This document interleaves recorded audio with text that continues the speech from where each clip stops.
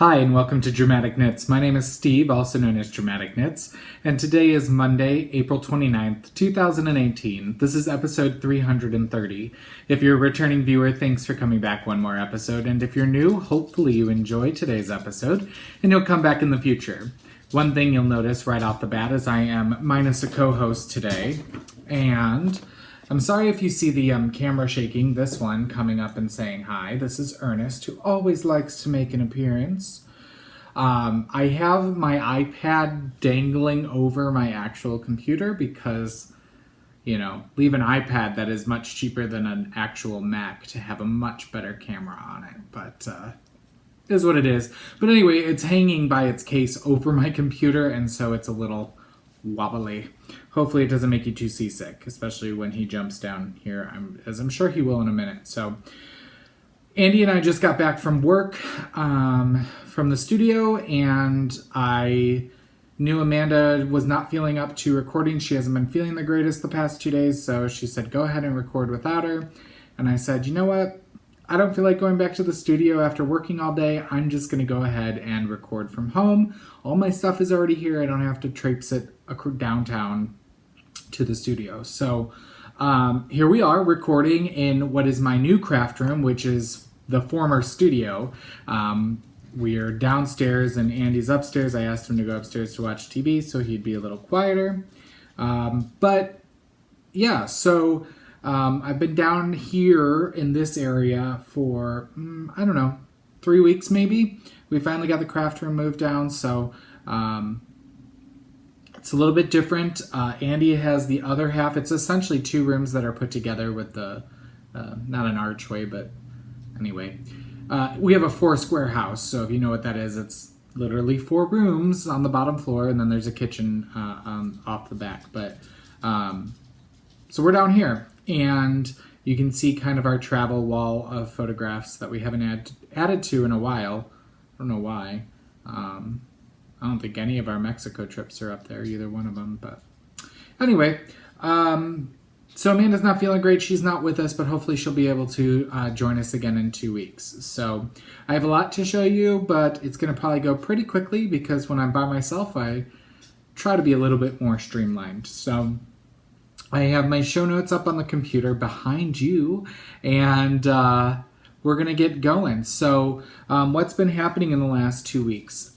Last time we recorded, we were getting ready to head to Greencastle, Indiana, which is a suburb of Indianapolis, and Vending the fiber event at Greencastle, which I think this is our 4th year doing that event.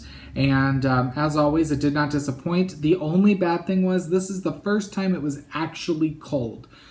So we were about in the 40s, and we are in the Fiber Arts building, which is an outdoor barn that is not heated. It was rather chilly, and in fact, we had to go out on Thursday after setup to get me pants because when I was checking the weather, which I usually do the week prior, it said the weather was going to be in the mid-70s. So I'm like, knowing me, I run warm. I'm just going to bring shorts and t-shirts. I did bring my Ravelry hoodie, which was a good thing. But we had to go get me pants, and then on Saturday morning, I couldn't deal with the cold anymore, so Andy ran to Walmart and got a $2.50 little heater, electric heater, because we actually had electricity in our booth, which was nice. It didn't get warm to the touch, but it was about as much warmth as you got from a candle, so we would kind of, hold our hands over it and cuddle up with it for a little bit. But it still was a really good event, and we look forward to returning again in 2020. So a little bit crazy that it will be 5 years at that event. Anyway, so we got back on Saturday evening, and Sunday we started working again because, as always, when we're home, we need to be dyeing yarn to be prepping for the next event. And so we worked all week. And on, when did we leave? Friday morning, we left for Minneapolis, Minnesota to get ready to vend the Minnesota Knitters Guild Yarn Over event, which this is our 2nd year doing that event. Unfortunately, this year they could not get the space on Friday to set up, so we had to get up super early. We got up about 4:15 in the morning to get to the event space by 4:45, which is what I wanted to do. We were like the first ones there. We stayed right across the street, which worked out really nicely. But we could not actually get into the space, they said, till 5:30. The market opened at 8. That is 2.5 hours. They were, in fact, even later than 5:30 taping out the spaces. So it was a mad rush. We were about 10 minutes past opening where we were finishing setting up. And then we tore it down at 5:30. So it was a very long day. We tore down. We were out of there in about an hour and 15 minutes, which is super quick for us for teardown. And then we drove about an hour and a half to Eau Claire, Wisconsin, and stayed the night there and then drove the rest of the way yesterday. We did about 6 hours yesterday. My plan was to record with Amanda yesterday, but again, she wasn't feeling great and I was exhausted. So I came home and took like a 3-hour nap yesterday and then crafted for the rest of the evening.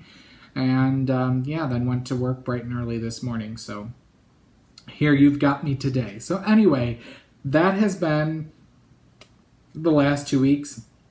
It's always errands and working when we're home. We had to go get new tires today. We got an oil change on the van. We got to get an oil change on the car tomorrow. Bunch of other stuff. I don't even want to tell you how much money we spent today. It's a little bit crazy. We paid for our paid into our retirement today for both of us because we had the money. So we're like, let's just get that bill off the list. And then I was buying things left and right for the business and for knitting at the estate goodie bags. So I spent a pretty penny today. It was weird how to just spend that much money and be like, okay, it's gone. But I'm really excited about things that are coming in the goodie bag. So I've had a lot of fun planning it, picking things out, and I hope people are going to be very excited to receive them. But I'll talk more about the retreat towards the end of the episode.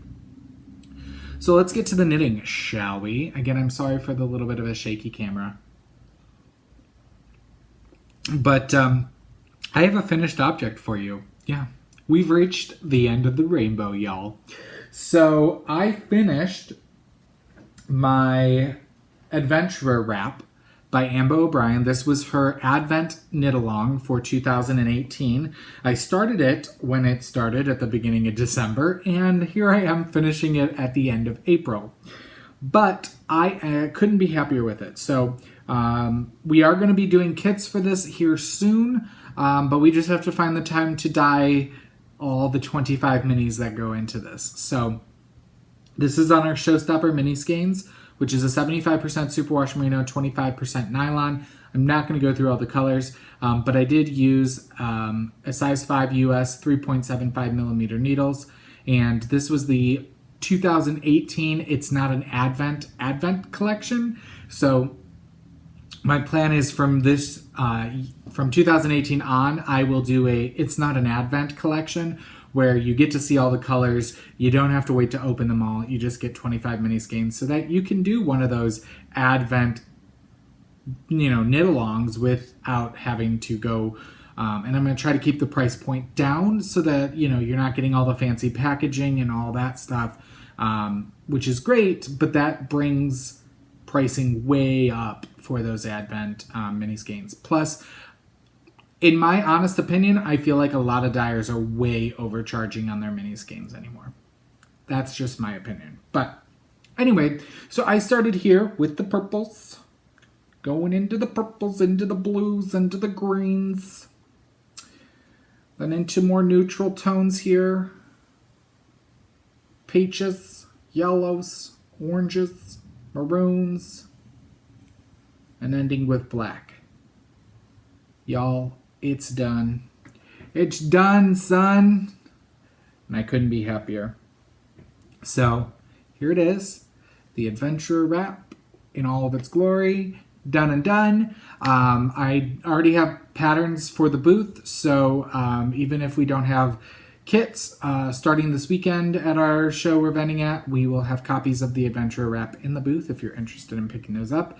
And feel free, you can grab 25 mini skeins from our mini bar and put together your own kit. Just saying, you could. Anyway, so that's done. I very much enjoyed it. It was mindless enough. I mean, the lace did get, you did eventually kind of get the rhythm of it, but it was a lot of the same thing over and over and over again, which is, par for the course, I guess. So that's done. All right, so what have I been performing this week? That's all that I finished. First up for me performing is the Make Your Own Luck by Lisa Ross. I am using Black Cat Fibers Nomad Sock in the Melancholia Gradient and Leading Men Fiber Arch Showstopper in Darkest Hour. Again, using a size 5 US millimeter needle. Size 5 US 3.75 millimeter needle. And last night I introduced the 10th color. Now there are 12 sections to the pattern, so you go to the 10th color and then you bring in the first and second again. So let me see if I can show this to you with the bottom on the right side. So you start here. I'm trying not to lose my bag, sorry. You start here with the purple, and then you go into the magenta, into the pinky red, into the orange, yellow, green, teal, Caribbean blue, blue, and then right now we're in like this royal blue purple. I just introduced that there. So, and you can see the point is coming up on the bottom there. I got some ends to weave in. There's your YouTube capture. Maybe it'll grab that one. But it's going. I'm enjoying it. I realized that, yes, I've had this on the needles as well since Christmas Eve. And by the time I finish it, I'm like, 4 going on 5 months is too long for a shawl. But it is what it is. I got a lot of work knitting and other things that I got to do. And I like to do my other crafts and excuses. But it is what it is. Next up is my For Fox's Sake by Maxim Sear. This is being knit out of Leading Men Fiber Arch Dramaturg in London Fog, Rusted, The Grouch, and then Box Office and Heirloom, which it does call all for DK, but I substituted in a worsted on the Heirloom because I didn't have DK dyed up in that color and I wanted to cast on immediately. So last time I believe I showed you I was done with the foxes, the 3-color work, which I despised. I'm just not a color work fan. And I'm working my way down the body, but I don't believe I got a whole lot of work done on this, honestly. I'm going to work on it a little bit tonight. I think Andy and I may actually sit down and watch a movie. So here we are. Ooh, look at that lighting. So I think I'm about maybe 10 inches from the underarm. And it just says go until 2 inches shorter than what you want. I do like the length of the flax that I knit by Tin Can Knits out of worsted weight. And I looked at that, and that calls for 19 inches down past the underarm. And I think I shortened that to 18 because I am not very long torsoed. In fact, I'm actually pretty short. I'm only 5'7.5". So I think I'm going to go to 18 inches on this. So I'm going to do another 6 inches of plain stockinette, and then I'll do the 2 inches of ribbing. And I think that'll be plenty good. Plus it'll grow. So I think it'll be fine because this is our superwash base. It is not our new non-superwash base. So, but yeah, oh my gosh, you could totally see those foxes. I'm so excited. Anyway, I'm knitting that on a size 7 US 4.5 millimeter needle. It does call for a 6. I did go up because the size I'm knitting is a little smaller than what I would prefer. Plus, I knew my color work would probably be a little tight, so fingers crossed it works out. It's mostly going to be a shop sample, but, I still want it as well. All right. Next up is my new wrap design. Now, I've tentatively given it a title, but I'm not super happy with it, so we're just going to say wrap design by me. And I started this on the drive to Minneapolis, and it mixes garter, lace, gradients, and beads. So a little bit of everything, and it's not too terribly complicated. I mean, no fancy real designing. I'm not a designer, but sometimes I get some ideas in my head, and I have an idea to do some mosaic sock knitting here soon. But, you know, one bite at a time, and no deadlines for me, because I will really not enjoy the process if I have to, you know, stick to my own deadlines. So right now, here's where we're at. So it's just, there's no on the bias for this wrap. It's going to be like a straight striped wrap, and it'll have lace. Right now I'm in the first color of a color ensemble for the Leading Men Fiber Arts Showstopper Gradient and Fruit Salad. And then the main color is Showstopper in Mary's Jam. And I'm doing kind of a flower motif lace here with 2 beads per flower. And these are triangle seed beads. Maybe they're not seed beads. They're triangle size 5 beads that I am using. That I picked up from the ladies at Bead Biz in Pittsburgh. And this is in the colorway Pink Lemonade. So I have 2 of these. I don't think I'll even use one now that I'm deciding how I want to work the lace. But it'll alternate between, as you can see, then the next lace repeat is in the middle of these 2, and then it'll go back to this one and back. So nothing too, you know, crazy, but I'm super excited about that I got this work done, and I'm planning it along. I've already started writing the pattern and formatting it. Again, I will be putting a call out later for test knitters, as well as a tech editor, to kind of lay it all out and do it all that. But, you know, that's down the line, because I would like to maybe have professional photos done. I know of a lady in my knit group, and who is an amazing overall human being, but she does photography as well. That was her first calling, so I want to see if maybe I could hire her to come out and do some photography of the photos for me, so I can get some nice ones. But I am knitting these on probably one of my new favorite needles. So these are the Indian Lake Artisans needles, and these are their new freestyle out of their composite. So this is not their interchangeable, but the cord swivels very nicely, and they're a hexagonal needle. They're the only ones with this type of needle, so there's 8 sides to it. It sits in your hand almost like a pencil, which I didn't know how I would like, but I actually really like them. I've tried square before, and I do not like square needles. They do not fit on my fingers very well, and in fact the corners of the square kind of bother my fingers. But this is great. I'm not a huge fan of wood needles. This is not wood. This is a recycled composite material. And so it has the warmth of wood, but the slickness almost of metal. And I got a 40-inch cable on these. These are a little pricey. You do have to order them if you see them at a show. Usually they'll take your order and ship it to you. They delivered this to me at YarnCon. You can see this stretches about the 40-inch length, so the width of this wrap is about 40 inches. But I would say it ran just under $50, I want to say. They might be actually just a bit over. They run on par about with signatures. They might be a little over 50 because I think I got a vendor discount from them. So, but love these. I probably even like these better than my signature. I like that the cable has a little bit more memory than the signatures do. The signature cable is a little bit floppy for me.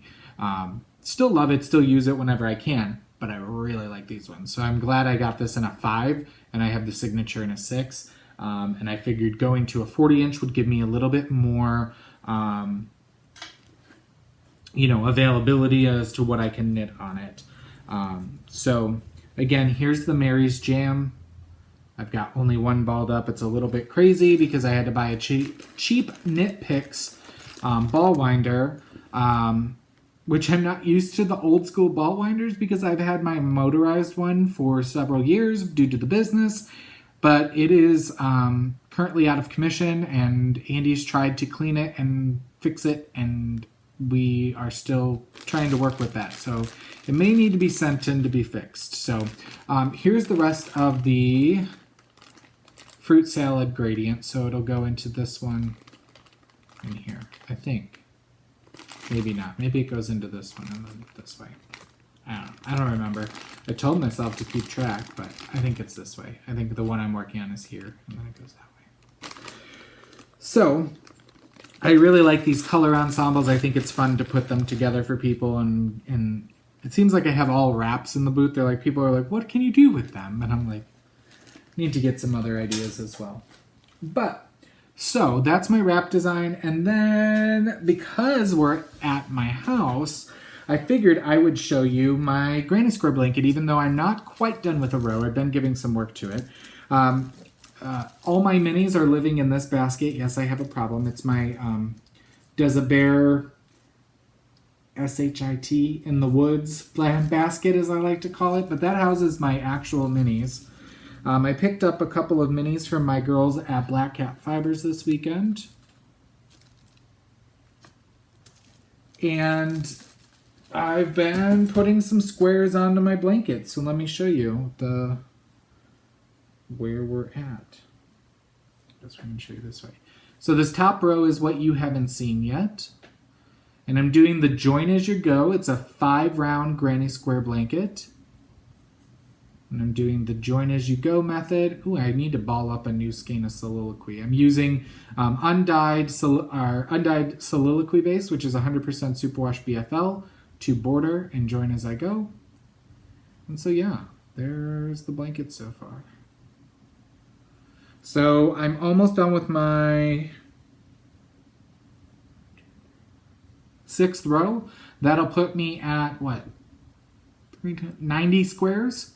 And I gotta do about 300, so you know, you can do the math. I'm almost a third of the way there. But I'm enjoying that. So that's my granny square blanket. I like to use scraps from old projects, but I also do like to pick up mini skeins from dyers that I meet and new to me fiber artists at shows, and pick those up and, you know, use those in the blanket to kind of my new friends are in my blanket. So I really enjoy that. All right, let's keep going. So what's in rehearsal? I plan on going to knitting tomorrow night. I have to drop off my monthly order with them of our new colorway, which you'll see here in just a little bit. But I'm going to cast on for my alpine blanket. So yes, I fell down the rabbit hole. I did buy a bag. I told you this earlier, but I'm going to buy another bag tomorrow night of Serdar Alpine, which is a Luxe Fur Effect yarn that looks like this. This is color number 403, which is the brindle colorway. And it is 50 grams and 36 yards. It's going to be knit on a size 15 needle. You cast on, I want to say 84 stitches for the blanket size. And then you just do garter and join as you go and knit until you're done of 20 balls and you got a blanket for your couch. So it is so soft though. This is not like your fun fur. This is, yeah. So I'm going to cast on for this tomorrow night. So that's what's coming up in rehearsal. Let's move into behind the scenes. I did finish some spinning as well. I got this listed in the shop this afternoon. I just have to tag it tomorrow. But I did finish Three Waters Farm Fin in the Satisfied with Summer colorway. This was a club colorway when I was in their club. I did a 2-ply and got 214 yards of a worsted weight, and it looks like this. Sorry, it's weird. I have the camera, 1, on the opposite side than I'm used to, and 2, I'm working with the OT light and the overhead light. So, but yeah, so it's got barber poles with shades of yellow, chartreuse, gold, orange, red, and like an aubergine. You can see there. So yeah, excited with that. And I haven't done a true worsted weight in a while, it seems, in my spinning. So then I had Andy actually pick my next fiber. He was down here and he said, "Ooh, can I pick?" And I was like, "Sure, whatever." And so he picked for me. He picked out a couple things and I was like, "Oh, this is actually Old Stash." And he's like, "All right, then you're going to spin that one up." So this is the first draft Superwash Merino in the Spilled Ink colorway, which is beautiful shades of green and teal, which is totally my jam. So I'm going to two-ply this. I'm just at the beginnings of the first 2 ounces, and then I will split this second 2 ounces into thirds and spin that, and then I will ply those two together.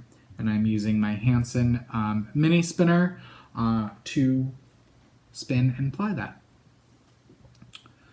Alrighty. What else? Okay, so in the scene shop, what are my other crafts? So I did, I finished my cross stitch a little bit ago. I did buy a frame for it, and unfortunately what I measured was a little too small for what it actually stitched out to be. I went with the measurements off of the kit, but I don't know if I should have just measured my actual stitching. But when I tried to put it in the frame that I ordered, it was too small and cut off part of it. So Andy was like, you know what, just buy another frame and buy a bigger than what you need, so it almost, the extra fabric, because I had plenty of extra fabric, would almost give it like a, what do you call it? Like here, a matting effect around it. So I found another frame in a jade green, actually, that was on clearance on Amazon, and I ordered that, and it actually went with the piece, and my mom was actually like, "Ooh, it actually goes with my house." I gifted it to her on Easter, and she hung it up. I just literally put the piece in there, and then I tacked down the extra fabric with the tacks from the frame, and I didn't want to cut it until she knew she would like it, and she found a place. I didn't want to cut it until I knew she'd like the frame mostly, but she said it worked for her, so she's like, "Can I cut down the fabric?" I'm like, "Go right ahead. It's in there." I just didn't want to cut it down until I knew you liked it. So that's hanging up in our living room. But I've been working on my newest project, which is my first Heaven and Earth design. And that design is One for Sorrow, which looks like this. And it is my first full coverage. It is my first time doing 25 count. I'm using their Easy Grid fabric. I did purchase this as a gift with a gift card that Andy's mom gave me for Christmas 2 years ago. And sorry, I forgot to take this off my stand. So let me grab it real quick. Maybe. There we go. And I started doing 2/1 full cross, and I was not enjoying the having to try to find my holes in the fabric after I had cross stitched for a while, and I felt like it was looking really clunky. So I actually went to half stitches, where you just do one leg of a cross, and I feel like the coverage is pretty good, and I like my stitches a lot more. So I'm almost done with the first row of 10 stitches on the first page. Believe it or not, this has actually taken me quite a while, but you can see the growth there. You'll see the growth as we go through it. So you can see it's counted out into 10 by 10 blocks, which is extremely helpful when you're doing full coverage so you don't get off. But I am using shorter threads and just going until that thread runs out. Sometimes I move a little bit down or out, but not by much. And yeah, so there's that. It'll be fun to see it progress over the weeks, but this will definitely be a long-term project. So, got that back on the stand so I can work on that later. And then my weaving, I am still weaving a lace weight scarf on my 15-inch Cricut rigid heddle loom. I'm using 2 skeins of Leading Men Fiber Arts Ghost Light, which is discontinued. We do have some in the shop. There'll be more going up at a discounted rate of 25% off. But I used Man of Mystery as the warp and Imperfection as the weft, and so I'm calling it the Man of Mystery and Imperfection scarf. I will try to pick it up so you can see it really quickly here, but I just prefer a nice simple weave, and so okay, there you go. So that is currently, and I'm just loving the drape, and when I get this off, it'll just be so flowy, and the silk and the merino in there, you can see there my weaving. But yeah, so slowly it is progressing. Lace weight definitely goes much slower than even fingering weight, let alone worsted, which is what my first couple of scarves were. So, but I will definitely enjoy that once that's done. So moving on in the spotlight, what am I watching and reading? I'm still listening to an audiobook here and there, very rarely. But I did watch one movie with Amanda when we crafted the other week, and that was called The Silence, which was a new release on Netflix. It stars Stanley Tucci, and it reminds me a little bit of Bird Box, but dealing with making noise instead of seeing.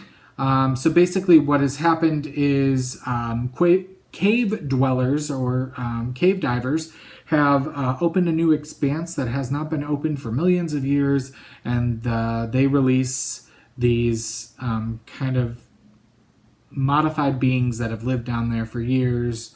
How they sustain themselves, I don't know. There's a lot of holes to this plot, but basically they get released and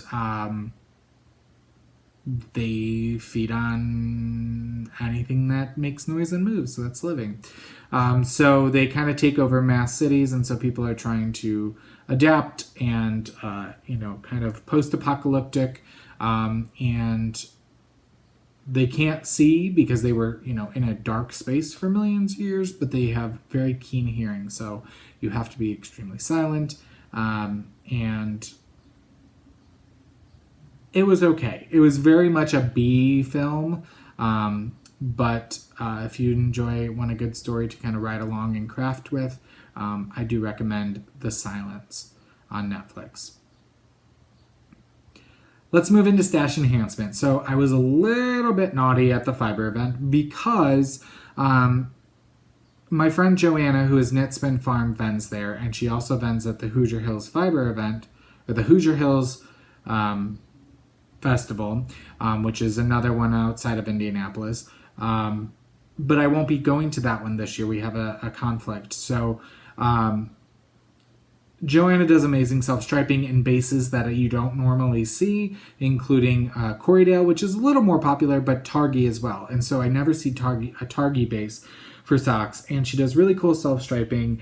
And she and her husband, Bill, have been very gracious the past 2 years to extend an invite out to their farm and invite us over for an evening of laughs, food, and friendship. And it is really, truly heartwarming. And Andy and I both have a really good time just hanging out at their farm. And this year was no exception. Autumn and her husband were there, which we've known through coming to the fiber event, and she was there this year. Amy Beth showed up. The Fat Squirrel, Malia, was there. She showed up. Their friend Corey showed up. And I feel like I'm forgetting someone else. Oh, Amber, the yarn hoarder, was there. So just a really good time was had. And we had dinner, and everybody brought a dish. And Andy made broccoli salad. And we had burgers. And it was just a good time. So I kind of wanted to support her as a thank you. But I also really wanted her cool self-striping. So her husband, Bill, had a new colorway that he kind of had influence on. And this is on her Targhee base, her Targhee fingering, which is 90% superwash Targhee, 10% nylon, 466 yards to 4 ounces. This is in the Knit 1 Burl 2 colorway, which is in reference to woodworking, which I don't know anything about, but I saw this knit up, and I really liked it. So it's even stripes of ebony, western red cedar, maple, black walnut, and reclaimed oak. So this is an even stripe colorway. and I really like that. That's from Knit Spin Farm. And then Andy liked this new colorway, which didn't totally speak my jam, but he liked it, so that gives me a reason to buy a skein. And this is again on the Targhee fingering in the Damn It Feels Gourd to Be a Knitter. And it's got gourd, types of gourds as the stripes. So it's Heirloom Winter Squash with wide stripes of butternut, blue Hubbard, rouge Vuitton, and thin stripe of acorn. Which looks like that. So that is what I picked up at the fiber event. And then this weekend, it was really good, but my new downfall is handmade soaps. I love smelling super fly when I'm in the shower, and most of the handmade soaps smell amazing, but they don't actually linger on my body so much, so like my cologne and deodorant or whatever does not mix in a bad way. I just smell really good while I'm in the shower. So across from us was Woodstone Pond, and she not only had handmade soaps, but she also had wool soap bars, lotion bars, and wool wash in liquid form. But I did pick up 2 bars of soap in the Woodsman, which looks like that, and Desperado. I like the Woodman more. Andy liked Desperado. And then I picked up a bottle of her wool wash in the citrus scent because it was significantly cheaper than like soap. This was only $9 for this big of a bottle. You use about 1 to 2 capfuls depending on how much you're washing. And it does have lanolin, a little bit of lanolin mixed in. She said she curated this herself. And if you don't overuse the soap, you do not need to rinse it. So, and this is called Love You, again in the citrus scent.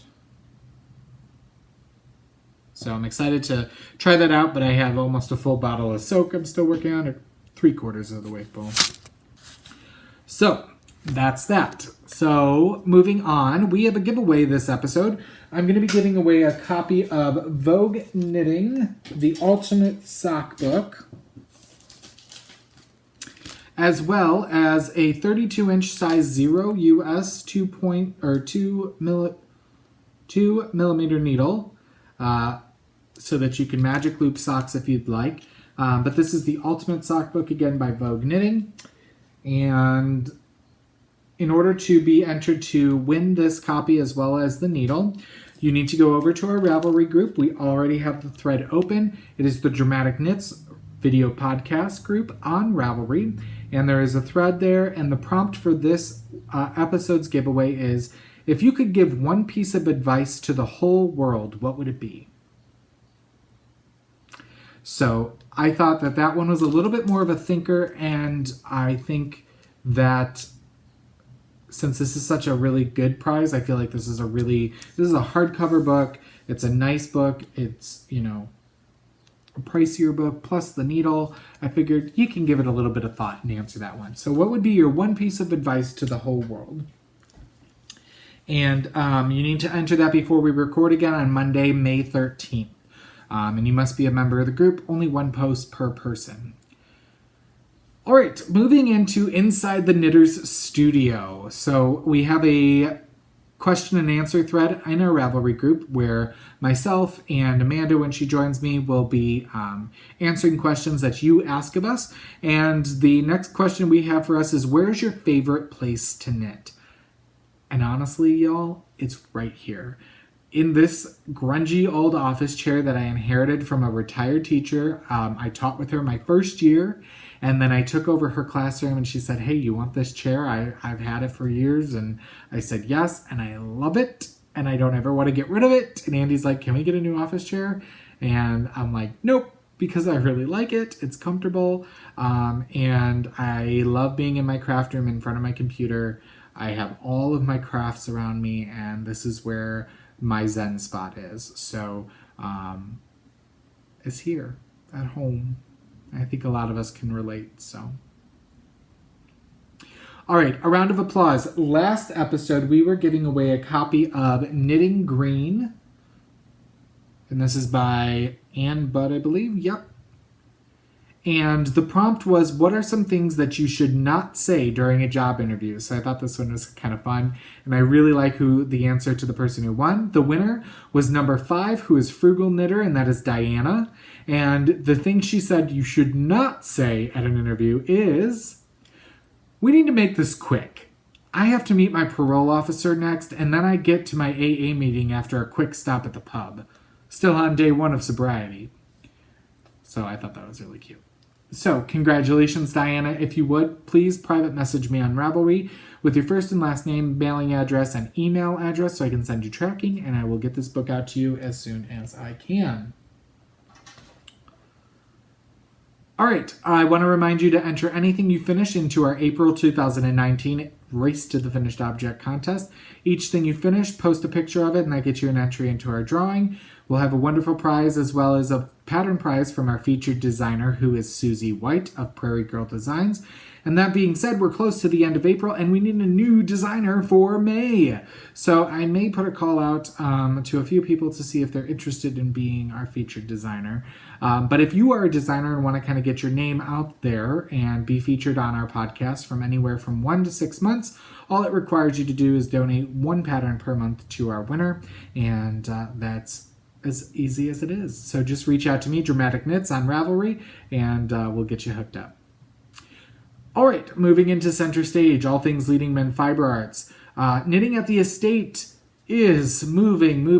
A lot of people have been asking about how things are going, and I keep telling people bite size. I just got to do one thing at a time. And then today I did like 5 million things. So classes, class signups have not happened yet, but class selections of voting for what classes to be offered have happened. And I've emailed the teachers today to tell them what 3 classes they will be teaching, and I asked them if they have a preference to what time of day they want to teach any of the classes.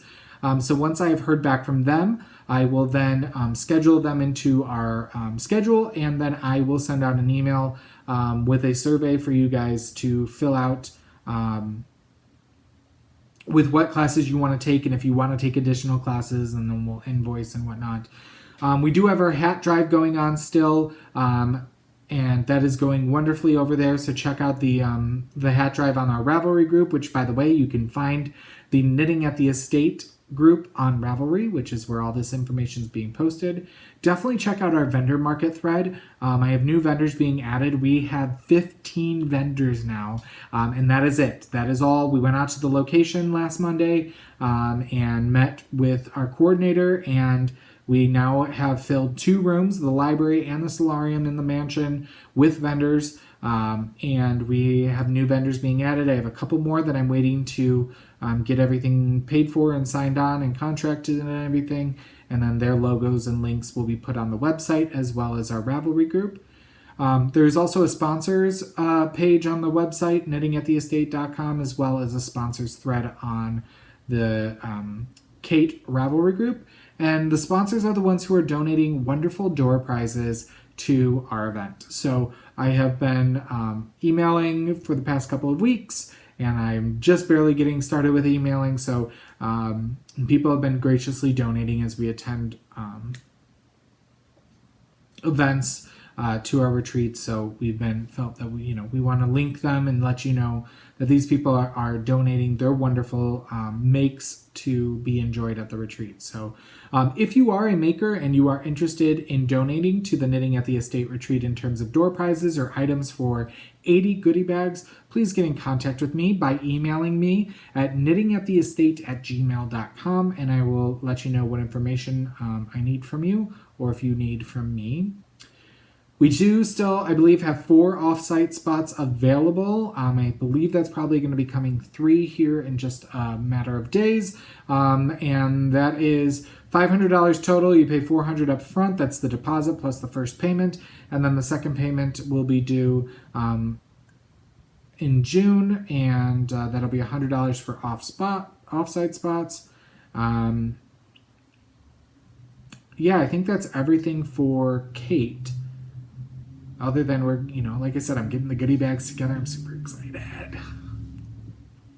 Anyway, upcoming shows. Oh, no, I forgot to put in here. New colorway. Hey, so Wednesday is May 1st, and the first of every month, we have a new colorway come out.